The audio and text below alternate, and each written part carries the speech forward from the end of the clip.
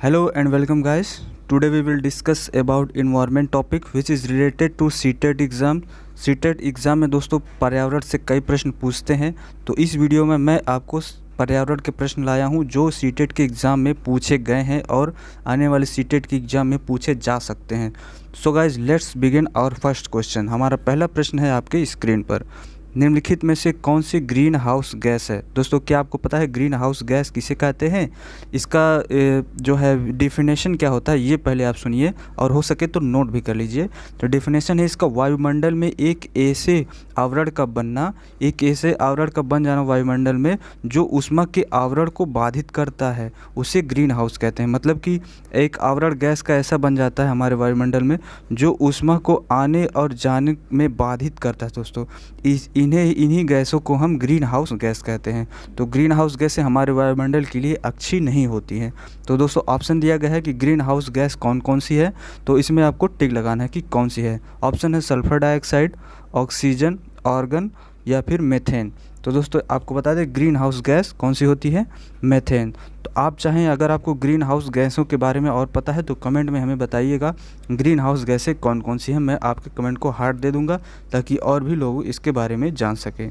इसके बाद दूसरा प्रश्न है आपकी स्क्रीन पर, वायुमंडल की सबसे ठंडी परत कौन सी है। कोल्ड जो है वो कौन सा सबसे वायुमंडल में कौन सी परत जो है जो सबसे ज़्यादा कोल्ड होती है।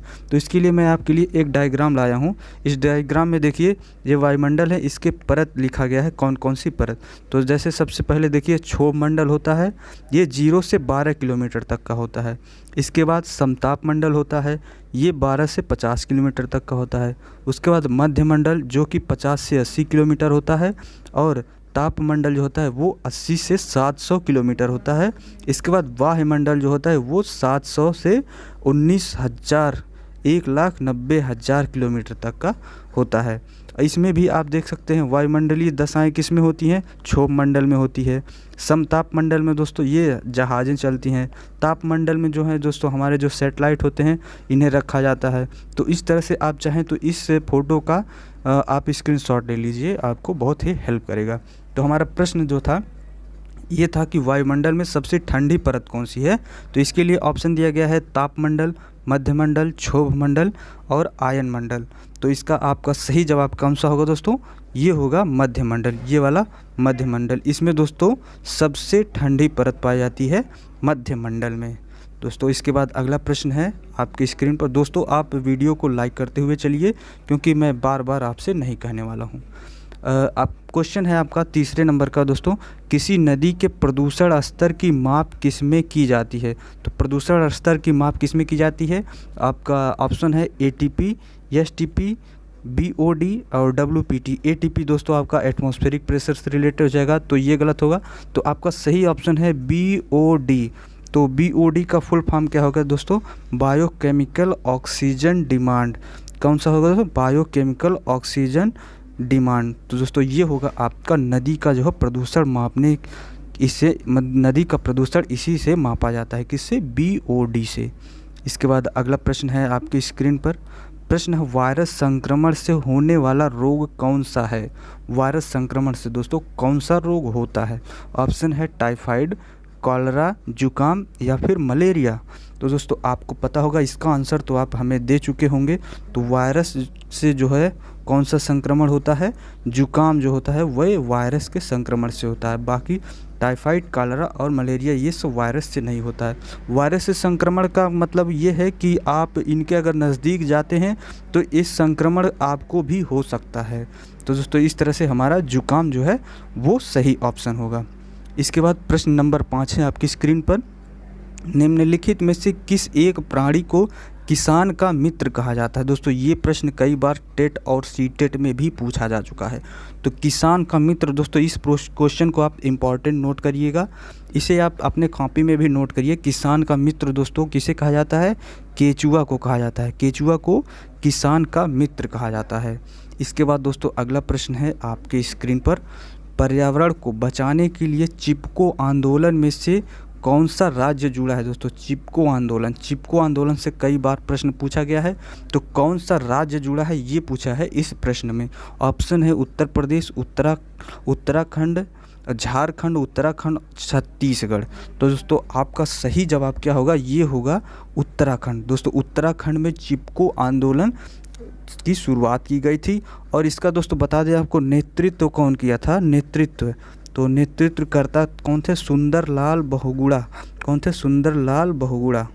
और इस शुरुआत कब किया गया था इस आंदोलन का, तो 1973 में, 1973 में इस आंदोलन की शुरुआत की गई थी दोस्तों। तो ये सारे फैक्ट आप नोट कर लीजिए, आपको टेट के भी एग्जाम में सहायता दे सकता है। तो हमारा क्वेश्चन था चिपको आंदोलन से राज्य कौन सा जुड़ा है, तो दोस्तों ये राज्य है उत्तराखंड में। दोस्तों आपके लिए एक प्लस पॉइंट और बता दें, आप मैप में ये इसका उत्तराखंड पॉइंट कर लीजिएगा कि उत्तराखंड मैप में कहाँ पर पड़ता है। ये सीटेट में ऐसे क्वेश्चन पूछ लिए जाते हैं कि उत्तराखंड से दिल्ली का दिशा कौन सा है, या फिर बीच में कौन कौन से राज्य पड़ेंगे। तो इस तरह से प्रश्न सीटेट में बनते हैं। तो आप चाहें तो एटलस का भी सहायता ले सकते हैं इसके लिए। इसके बाद अगला प्रश्न है आपकी स्क्रीन पर। प्रश्न है समुद्री शैवाल किसका महत्वपूर्ण स्रोत है। दोस्तों समुद्री शैवाल जो होते हैं ये किसका स्रोत है, क्या इनसे बनाया जाता है। तो ऑप्शन है क्लोरीन, ब्रोमीन, आयोडीन या फिर लोहा। तो सही जवाब होगा दोस्तों आयोडीन। समुद्री शैवाल से आयोडीन बनाया जाता है। तो इसका महत्वपूर्ण स्रोत है आयोडीन का। कौन सा, आयोडीन का महत्वपूर्ण स्रोत है। इसके बाद अगला प्रश्न है पर्यावरण को बचाने के लिए चिपको आंदोलन। दोस्तों फिर से वही क्वेश्चन आ गया, चिपको आंदोलन। तो इस मैंने आपको बताया कि इसका नेतृत्व तो सुंदरलाल बहुगुणा 1973 में किया था। तो ये फिर उत्तराखंड से रिलेटेड है, आप सही जवाब इसका लगा चुके होंगे। इसके बाद अगला प्रश्न है आपकी स्क्रीन पर। दोस्तों वीडियो को लाइक कर दीजिएगा अभी से। सीएनजी का ईंधन के रूप में किस में इस्तेमाल होता है। तो दोस्तों सीएनजी का इस्तेमाल किस में होता है, वाहनों में, उद्योगों में, खाना बनाने में या फिर वाहनों और उद्योगों में। तो दोस्तों ये सीएनजी का उपयोग वाहनों भी होता है और उद्योग में भी होता है सीएनजी का इस्तेमाल। तो ऑप्शन डी में दिया गया है वाहन और उद्योग दोनों। तो ऑप्शन डी हमारा सही होगा। तो सीएनजी का फुल फॉर्म आप नोट कर लीजिए, कंप्रेस्ड नेचुरल गैस। क्या, कंप्रेस्ड नेचुरल गैस सीएनजी का फुल फॉर्म होता है। अब आप सोच रहे होंगे कि जो मैं घर में खाना बनाने के लिए इस्तेमाल होता है वो क्या है। तो दोस्तों वो है एलपीजी, लिक्विफाइड पेट्रोलियम गैस। जो घर में इस्तेमाल होता है वो होता है एलपीजी, और जो वाहनों और उद्योगों में इस्तेमाल होता है उसको कहते हैं सीएनजी, कंप्रेस्ड नेचुरल गैस, और इसका होगा लिक्विफाइड पेट्रोलियम गैस। दोस्तों ये था इस प्रश्न का जवाब। इसके बाद अगला प्रश्न है आपकी स्क्रीन पर। प्रश्न है पर्यावरण जागरूकता का किसके द्वारा सृजन किया जा सकता है। तो दोस्तों पर्यावरण आप किसके द्वारा सृजन कर सकते हैं। ऑप्शन है व्याख्यान, क्षेत्रीय भ्रमण, समूह वार्तालाप या फिर अध्ययन। दोस्तों पर्यावरण ऐसी चीज़ है जब आप उसके बीच में नहीं जाएंगे तो आप उसके बारे में बता नहीं सकते किसी को। क्या व्याख्या करके किसी को पर्यावरण के बारे में बता सकते हैं। जिसको पेड़ पौधे के फिजिकली जानकारी ना हो तो वो किताबों से कैसे पर्यावरण के बारे में सृजन कर सकता है। तो ये सवाल आपका ऑप्शन गलत होगा।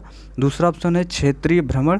दोस्तों ये बिल्कुल सही जवाब होगा, पर्यावरण को क्षेत्रीय भ्रमण द्वारा सृजन किया जा सकता है। और ऑप्शन समूह वार्तालाप से भी कुछ नहीं होने वाला है, और सिर्फ अध्ययन से कुछ नहीं होने वाला। तो इस सवाल का कौन सा ऑप्शन सही होगा, क्षेत्रीय भ्रमण है। इसके बाद दोस्तों देखिए, अगर आपको ये पीडीएफ हमारा चाहिए तो आप टेलीग्राम चैनल हमारा ज्वाइन कर लीजिएगा। इसका लिंक मैं आपको डिस्क्रिप्शन में दूंगा। साथ ही साथ आपको एनसीईआरटी के फ्री बुक्स जो हैं वो हमारे टेलीग्राम चैनल पे सारे के सारे मिल जाएंगे। तो आप ज्वाइन कर लीजिएगा। इस वीडियो को लाइक करिएगा और वीडियो को शेयर कर दीजिएगा अपने फ्रेंड्स के साथ। मिलते हैं नेक्स्ट वीडियो में। धन्यवाद दोस्तों।